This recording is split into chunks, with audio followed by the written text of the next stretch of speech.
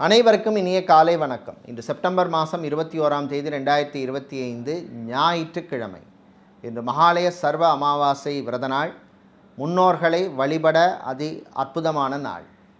இன்றைய தினராசி பலன்.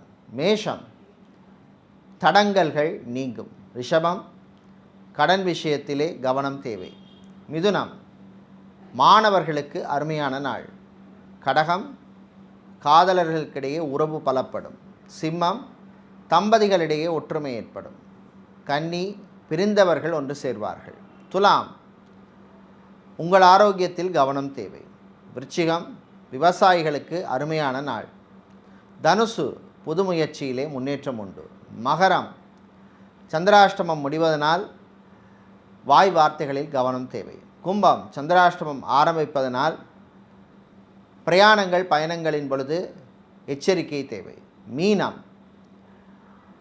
மாணவர்களுக்கு அருமையான நாள்.